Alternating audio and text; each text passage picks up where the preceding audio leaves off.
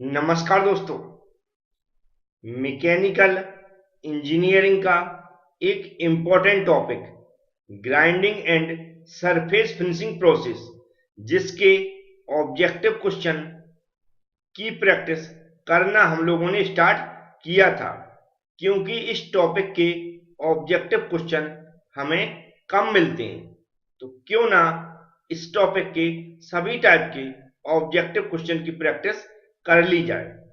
इसके पहले पार्ट में लगभग 25 क्वेश्चन हम लोग समझ चुके हैं और उसके लिए YouTube पर मैंने एक प्लेलिस्ट बना दी है, grinding and surface finishing process के नाम से। उसमें जाकर आप देख सकते हैं। आज हम लोग सेकंड पार्ट्स की प्रैक्टिस करेंगे, तो चलते हैं, स्टार्ट करते हैं। आज के पहले क्वेश्चन में लिखा हुआ है grinding wheel is said to be loaded. Grinding wheel को लोडेड कब कहा जाता है? तो जब ग्राइंडिंग व्हील कोई ऑपरेशन करती है तो उस दौरान जो कटिंग के पार्टिकल्स हैं वह उस पर लग जाते हैं और उसको कटिंग करने में प्रॉब्लम आने लगती है। उस टाइम उसको क्या बोला जाता है?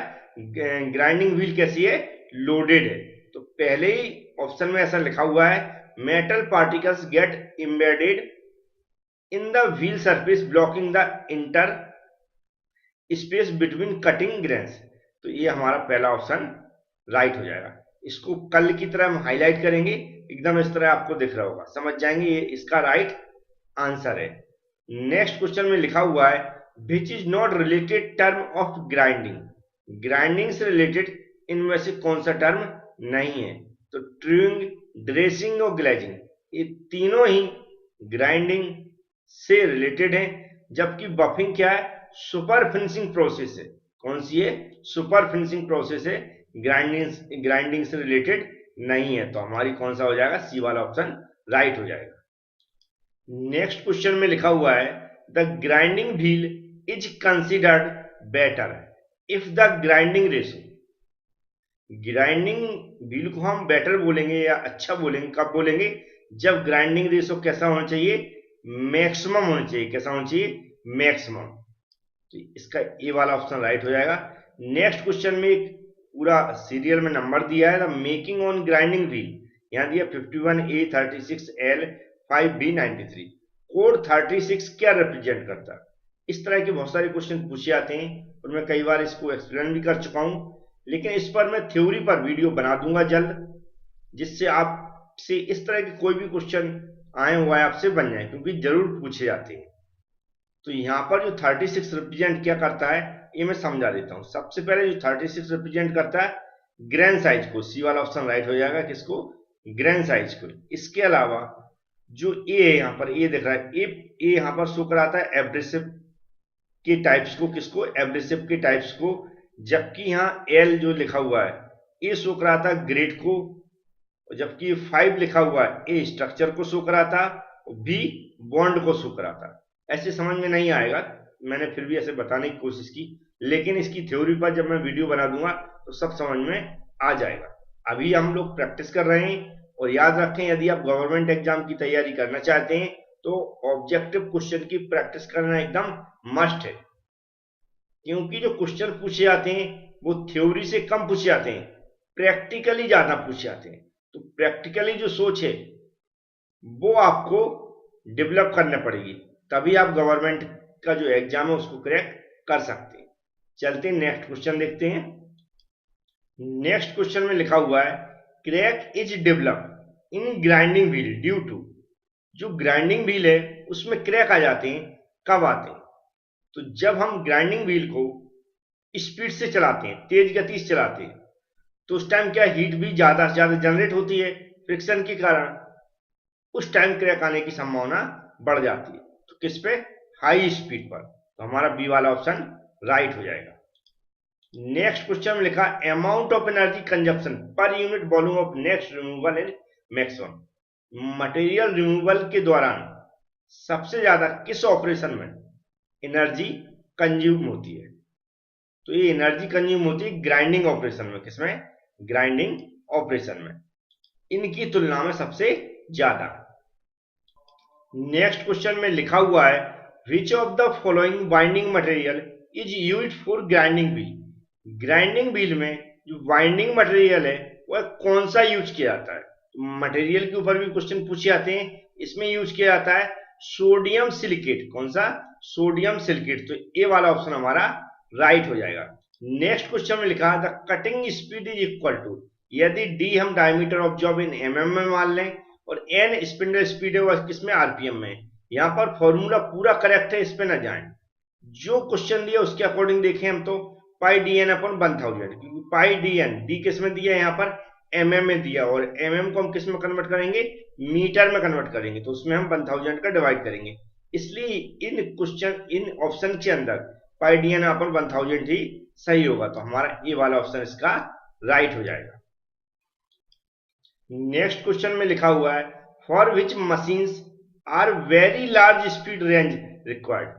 किस मशीन में ऑपरेशन के लिए अधिक स्पीड की आवश्यकता होती है? तो यह होती है ग्राइंडिंग में। किसमें? ग्राइंडिंग में। सी वाला ऑप्शन हमारा राइट हो जाएगा। नेक्स्ट क्वेश्चन में लिखा which abrasive particles would you choose for grinding tungsten carbide tool insert. तो जो ग्राइंडिंग टंगस्टन कार्बाइड है उसके टूल्स के लिए हमें किस मटेरियल की आवश्यकता पड़ेगी? किसकी? टंगस्टन मटेरियल की ग्राइंडिंग के लिए, या कह सकते हैं किस एब्रेसिव पार्टिकल्स की जरूरत पड़ेगी। तो यहाँ पर डायमंड के एब्रेसिव पार्टिकल्स की जरूरत पड़ेगी। किसके? डायमंड की। तो हमारा सी वाला ऑप्शन राइट हो जाएगा। नेक्स्ट क्वेश्चन में लिखा grain size in a grinding wheel ranging between 30 and 70 is consider. तो ये ग्राइंडिंग व्हील की रेंजिंग साइज डिफरेंट टाइप्स की होती है, वह मैं उस पर भी वीडियो बनाऊंगा, लेकिन अभी जो क्वेश्चन है उस तरह इसका आंसर मैं बता देता हूं। जैसे कि जो कोर्स ग्रेन साइज है उसके लिए 10 से 24 होती है, और जो मीडियम ग्रेन साइज है उसके लिए हमारे होती है 30 से 70, एंड फाइन के लिए होती है 80 से 180, और जो वेरी फाइन के लिए होती है 220 से 600। अब 30 से 70 मैंने क्या बताया? Medium grain size. तो हमारा सी वाला ऑप्शन राइट हो जाएगा। इस तरह नेक्स्ट क्वेश्चन में लिखा glazing in grinding wheels can be dressing decrease. Sorry, क्या लिखा? डिक्रीज। मतलब glazing in grinding wheels can be decrease. जो ग्लेजिंग को डिक्रीज किया जाता तो उसका क्या पर्पज रहता? इसका पर्पज यह था जब हमें स्पीड को कम करना होता है। जैसे कि हम देखते हैं सी ऑप्शन में लिखा यूजिंग अ सॉफ्टवेयर व्हील और by decreasing the wheel speed. तो हमारा सी वाला ऑप्शन राइट हो जाएगा।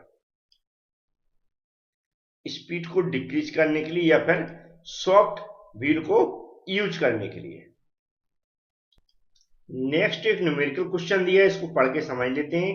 लिखा है width of the grinding contact in a horizontal surface grinding machine is 15 mm, the read depth of cut is 10 micrometer and the work speed is 300 mm per second. The material removal rate हमें निकालना है। तो इसको कैसे निकालते, solve करके समझ लेते हैं। सबसे पहले जो डाटा गिवन है उसको हमें समझना पड़ेगा कि क्या दिया है। जैसे कि यहाँ सबसे पहले विड्थ लिखी है, तो विड्थ को हम किससे? बी से डिनोटेट करते हैं। तो यहाँ पर मैं लिख देता हूँ बी इक्वल कितना दिया है? 15 mm। फिर यहाँ पर देखो माइक्रोन में दिया हुआ है ये माइक्रोन में दिया हुआ है, क्या दिया? डेप्थ। डेप्थ को हम एच से, यहाँ पर एच से डिनोटेट करते हैं। तो 10 मीटर में दिया माइक्रोमीटर, तो इसको हम किस में चेंज कर लेंगे? एमएम में चेंज कर लेंगे। माइक्रोमीटर को एमएम में चेंज करने के लिए क्या करते हैं हम?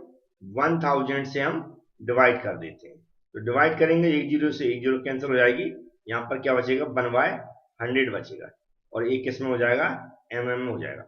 और यहाँ स्पीड भी किस में दी है? एस इक्वल 300 mm पर सेकेंड।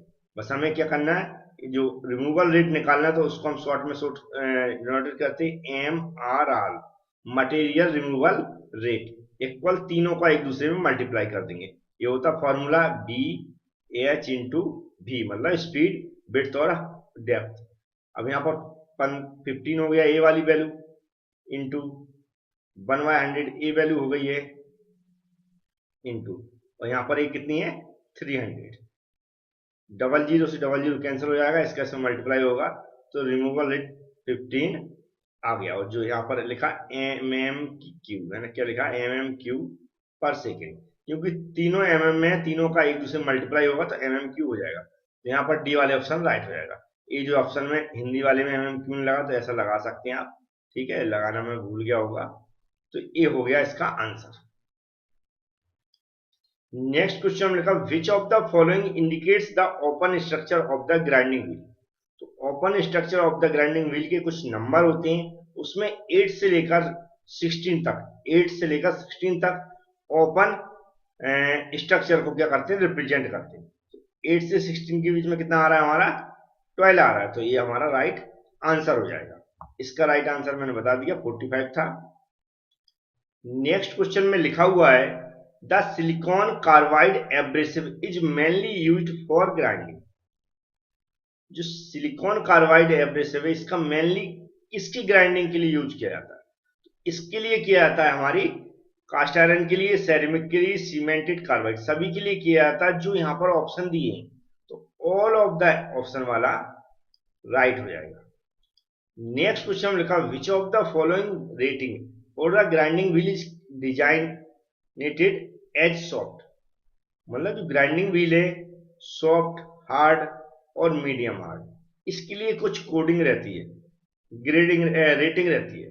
तो उसमें हम बता दें आपको ए से एच तक, कहां से ए से एच तक किस कैसा मानते हैं हम, सॉफ्ट मानते हैं।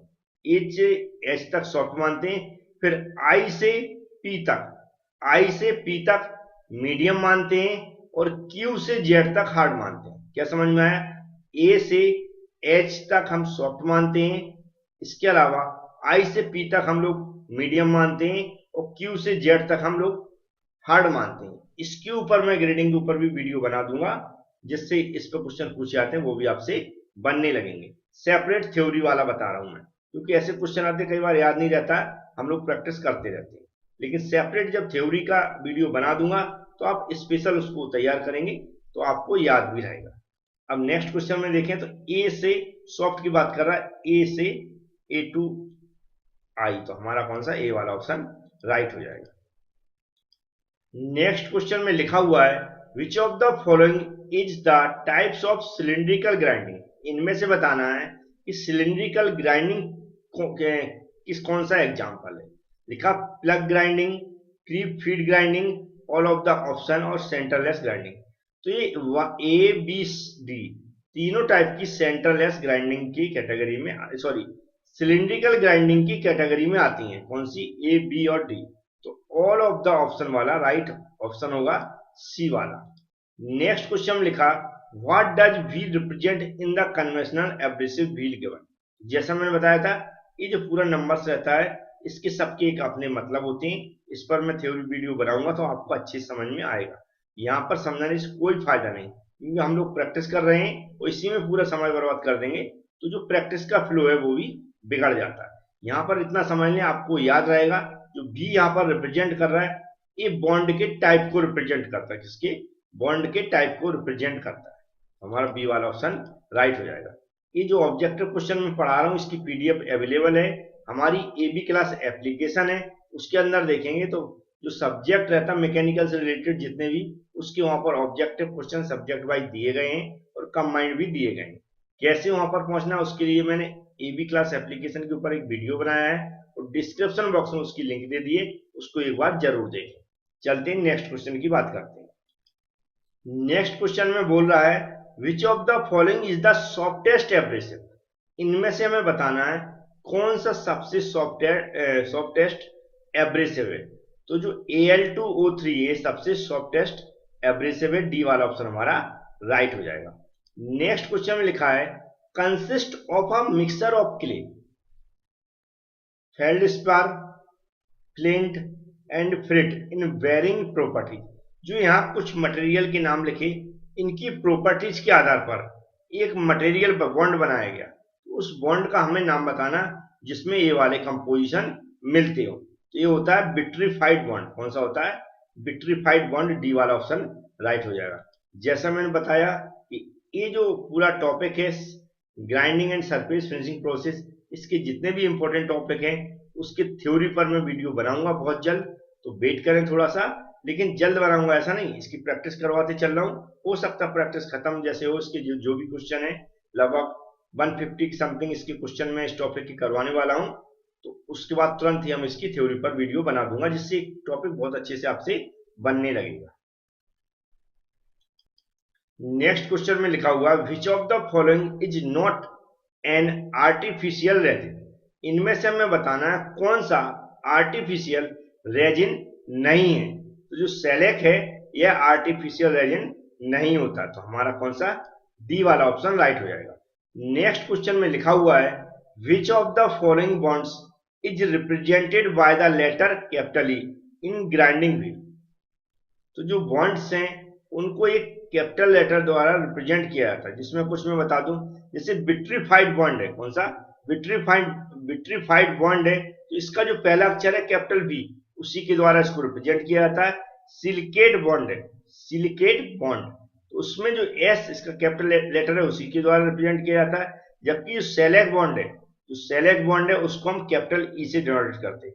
जो सेलेक बॉन्ड है उसको, सेलेक बॉन्ड कौन सा है, डी वाला ऑप्शन, तो ये डी वाला ऑप्शन राइट हो जाएगा। सेलेक्ट बॉन्ड को हम कैपिटल ई से रिप्रेजेंट करते हैं, जबकि रबर बॉन्ड को हम कैपिटल आर से रिप्रेजेंट करते हैं, जो उसका पहला कैपिटल लेटर होता है। लेकिन सेलेक्ट बॉन्ड ही एक ऐसा था जिसको कैपिटल ई से डिनोटेट करते हैं, जबकि इसका पहला अक्षर क्या था, एस था। तो ये थोड़ा सा अलग था, इसलिए इस पर क्वेश्चन पूछा गया है। नेक्स्ट क्वेश्चन में लिखा है corundum is composed of about 85% of.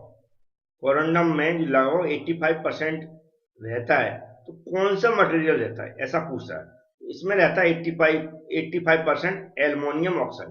कौन सा रहता है, एल्युमिनियम ऑक्साइड, सी वाला ऑप्शन राइट हो जाएगा। नेक्स्ट क्वेश्चन में लिखा grain size range between 6 and 24 is consider.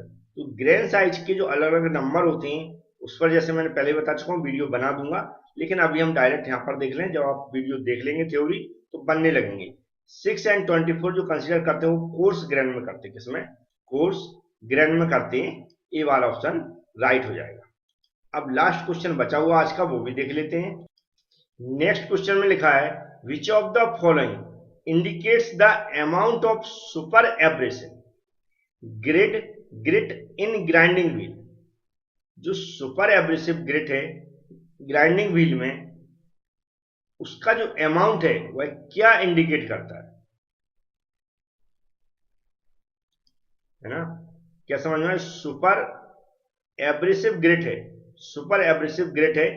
इनमें से हमें बताना है कि उसमें जो हमारा एब्रेसिव ग्राइंडिंग व्हील है उसकी मात्रा को दर्शाता है। तो ये कॉन्सेंट्रेशन होता है, ये दर्शाता है। जो क्या होता है, कॉन्सेंट्रेशन, सी वाला ऑप्शन हमारा राइट हो जाएगा। कि जो हमारा इनमें से कौन सा पूछ रहा है, जो अब घर्षण पहिया मतलब ग्राइंडिंग व्हील है में जो सुपर एब्रेसिव ग्रिट की मात्रा को दर्शाता है, तो ये सी वाला ऑप्शन दर्शाता है। इस तरह 25 क्वेश्चन थे। उम्मीद है आप इसी तरह प्रैक्टिस करते रहेंगे तो आपसे बनने लगेंगे। हमारी कोशिश है सब्जेक्ट वाइज सब्जेक्ट हम आपकी मैकेनिकल के अंदर जितने भी सब्जेक्ट हैं उन सबके जो इंपॉर्टेंट ऑब्जेक्टिव क्वेश्चन है जो बार बार पूछे जाते उनकी प्रैक्टिस करवा दूं। Thank you friends.